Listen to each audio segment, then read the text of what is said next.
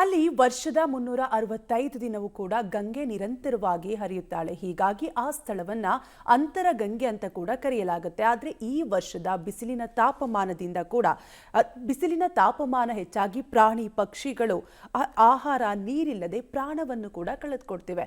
ಹಾಗೆ ಈಗಾಗಲೇ ಮಂಗಗಳು ಕೂಡ ಸಾಕಷ್ಟು ಆತಂಕಕ್ಕೆ ಒಳಗಾಗಿದ್ದು ನಿತ್ರಾಣಗೊಳ್ತಿವೆ. ಈ ಕುರಿತ ಕಂಪ್ಲೀಟ್ ಡೀಟೇಲ್ಸ್ ಇಲ್ಲಿದೆ, ನೀವೇ ನೋಡಿ. ಬೆಂಕಿ, ಬಿಸಿಲು, ನೀರಿಗೆ ಹಾಹಾಕಾರ. ಅಂತರ್ಗಂಗೆಯಲ್ಲಿ ಕೋತಿಗಳ ದಾರುಣ ಸಾವು. ಈ ವರ್ಷ ಕೋಲಾರದಲ್ಲಿ ಬಿಸಿಲ ಬೇಗೆಯಿಂದ ತಾಪಮಾನ ಹೆಚ್ಚಾಗಿದೆ. ಪರಿಣಾಮ ಕೋಲಾರದ ಪ್ರಸಿದ್ಧ ಯಾತ್ರಾ ಸ್ಥಳ ಅಂತರ್ಗಂಗೆಯಲ್ಲಿ ನೂರಾರು ಕೋತಿಗಳು ಪ್ರಾಣ ಬಿಡ್ತಿವೆ. ಬಿಸಿಲ ಬೇಗೆಗೆ ಬಸವಳಿದು ನಿತ್ರಾಣ ಸ್ಥಿತಿ ತಲುಪಿದ್ರೆ ಕೆಲವು ಕೋತಿಗಳು ಪ್ರಾಣ ಬಿಡ್ತಿವೆ. ಕಳೆದ ಒಂದು ವಾರದಲ್ಲಿ 4-5 ಕೋತಿಗಳು ಆಹಾರ ನೀರು ಇಲ್ಲದೆ ಪ್ರಾಣ ಬಿಟ್ಟಿವೆ. ಮತ್ತೆ ಕೆಲವು ಆಯಾಸಗೊಂಡು ಮರ ಬಂಡೆಗಳ ಬಳಿ ವಿಶ್ರಾಂತಿ ಪಡೆಯುವ ಸ್ಥಿತಿ ನಿರ್ಮಾಣವಾಗಿದೆ. ಅಂತರ್ಗಂಗೆಯ ಬೆಟ್ಟದಲ್ಲಿ ನೂರಾರು ಕೋತಿಗಳು ಹಲವು ವರ್ಷಗಳಿಂದ ತಮ್ಮ ಬದುಕನ್ನ ಕಟ್ಕೊಂಡಿವೆ. ಆದ್ರೆ ಈ ವರ್ಷ ಬಿಸಿಲ ಬೇಗೆ ತಾಪಮಾನ ತಾರಕಕ್ಕೇರಿದ್ದು ಇಲ್ಲಿರುವ ಕೋತಿಗಳು ಬಿಸಿಲ ಪರಿಸ್ಥಿತಿಯನ್ನ ತಡೆಯಲಾಗದೆ ಸಾಯುವ ಸ್ಥಿತಿ ತಲುಪಿವೆ.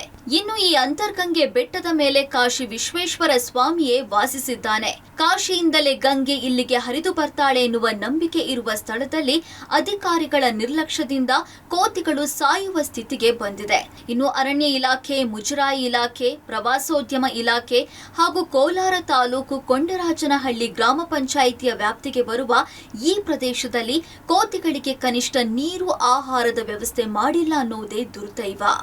ಕೋಲಾರದಲ್ಲಿ ದಿನದಿಂದ ದಿನಕ್ಕೆ ಬಿಸಿಲಿನ ತಾಪಮಾನ ಏರಿಕೆ ಆಗ್ತಾ ಇದೆ. ಮನುಷ್ಯರು ಮಾತ್ರ ಅಲ್ಲ, ಮೂಕ ಪ್ರಾಣಿಗಳು ಕೂಡ ರೋದನೆ ಅನುಭವಿಸುವಂಥ ಪರಿಸ್ಥಿತಿ ಸದ್ಯ ನಿರ್ಮಾಣ ಆಗಿರ್ತಕ್ಕಂಥದ್ದು. ನಾವಿವತ್ತು ಕೋಲಾರ ನಗರಕ್ಕೆ ಹೊಂದಿಕೊಂಡಂತಿರುವಂಥ ಪ್ರವಾಸಿ ಸ್ಥಳ ಜೊತೆಗೆ ಯಾತ್ರಿ ಸ್ಥಳ ಆಗಿರ್ತಕ್ಕಂಥ ಅಂತರ್ಗಂಗೆ ತಪ್ಪಲಿನಲ್ಲಿದ್ದೇವೆ. ಇಲ್ಲಿ ನೋಡೋದಾದರೆ ಈ ಭಾಗದಲ್ಲಿ ಸಾವಿರಾರು ಕೋತಿಗಳು ಅಂದರೆ ಮಂಗಗಳ ವಾನರ ಸೇನೆ ಇಲ್ಲಿ ಇರ್ತಕ್ಕಂಥದ್ದು.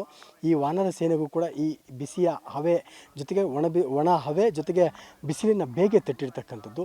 ಇಲ್ಲಿ ನೋಡೋದಾದರೆ ಸಾಕಷ್ಟು ಮಂಗಗಳು ಇವತ್ತು ಬಿಸಿಲಿನಿಂದ ದಣಿವಾರಿಸ್ಕೊಳ್ಳಲಾಗದೆ ಜೊತೆಗೆ ಆಹಾರ ಸಿಗದೆ ಪರದಾಡುವಂಥ ಪರಿಸ್ಥಿತಿ ಇಲ್ಲಿ ನಿರ್ಮಾಣ ಆಗಿರ್ತಕ್ಕಂಥದ್ದು. ಒಂದಷ್ಟು ಕೋತಿಗಳು ಈಗಾಗಲೇ ಬಿಸಿಲಿಗೆ ಜೊತೆಗೆ ಅನ್ನ ನೀರು ಸಿಗದೆ ಈಗಾಗಲೇ ಮೃತಪಟ್ಟಿರ್ತಕ್ಕಂಥದ್ದು. ಸಾಕಷ್ಟು ಒಂದಷ್ಟು ಕೋತಿಗಳು ಅಭಾಷಣ ಆಗಿರ್ತಕ್ಕಂಥದ್ದು, ಒಂದಷ್ಟು ಮೃತಪಟ್ಟಿರ್ತಕ್ಕಂಥ ಉದಾಹರಣೆಗಳು ಕೂಡ ಇಲ್ಲಿ ಇರ್ತಕ್ಕಂಥದ್ದು. ಅದರಂತೆ ನೋಡೋದಾದರೆ ಈಗಾಗಲೇ ಒಂದಷ್ಟು ಬಸವಳಿರ್ತಕ್ಕಂಥದ್ದು. ಬಿಸಿಲಿಂದ ಬೇಗೆಯಿಂದಾಗಿ ಒಂದಷ್ಟು ಕೋತಿಗಳು ಬಸವಳಿದು ಸುಸ್ತಾಗಿ ಆಯಾಸಕ್ಕೆ ಗುರಿಯಾಗಿರ್ತಕ್ಕಂಥದ್ದು. ನೋಡೋದಾದರೆ ಈಗಾಗಲೇ ಒಂದಷ್ಟು ಜನ ದಾನಿಗಳು ಇಲ್ಲಿ ಈ ಮಂಗಗಳಿಗೆ ಬೇಕಾದಂಥ ಹಣ್ಣುಗಳನ್ನು ಜೊತೆಗೆ ನೀರನ್ನು ಒದಗಿಸೋದಕ್ಕೆ ತೊಟ್ಟಿಗಳನ್ನು ವ್ಯವಸ್ಥೆ ಮಾಡಿದ್ದಾರೆ.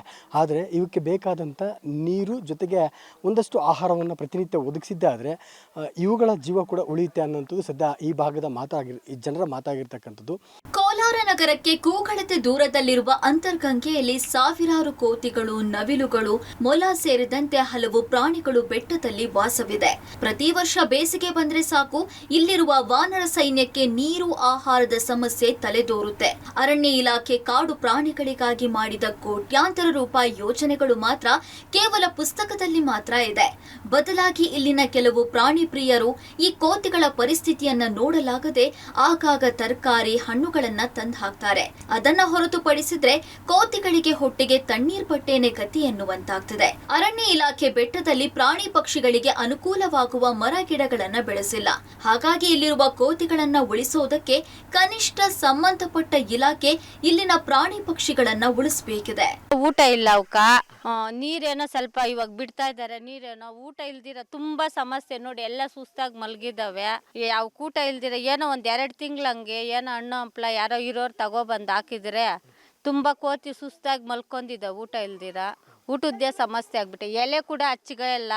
ಮಳೆ 1-2 ಸಲ ಬೀಳೋವರೆಗೂ ಏನೋ ಹಣ್ಣು ಹಂಪ್ಲ ಸಿಕ್ಕಿದ್ರೆ ಆಮೇಲೆ ಯಾರು ಏನು ಹಾಕೋಷ್ಟಿಲ್ಲ. ಇವಾಗ ಸದ್ಯಕ್ಕೆ ಎಲ್ರೂ ಇರೋರೆಲ್ಲ ಸ್ವಲ್ಪ ಸಹಾಯ ಮಾಡಿ ಆ ಕೋತಿಗಳಿಗೆ ನನ್ನ ತಂದಾಕ್ರೆ. ಸತ್ತೋಗಿದ್ದಾವೆ, ಒಂದು 5-6 ಸತ್ತೋಗಿದ್ದಾವೆ. ಒಟ್ನಲ್ಲಿ 3 ಇಲಾಖೆಗಳ ವ್ಯಾಪ್ತಿಗೆ ಒಳಪಡುವ ಅಂತರ್ಗಂಗೆ ಪ್ರವಾಸಿ ತಾಣವಾದ್ರೂ ಕೂಡ ಬೇಸಿಗೆ ಬಂದ್ರೆ ಕೋತಿಗಳು ಅನ್ನ, ಆಹಾರವಿಲ್ಲದೆ ಸಾಯ್ತಿವೆ. ಸಂಬಂಧಪಟ್ಟ ಅಧಿಕಾರಿಗಳು ಕ್ರಮ ತೆಗೆದುಕೊಳ್ಬೇಕಿದೆ. Ravi, public TV, Kolar.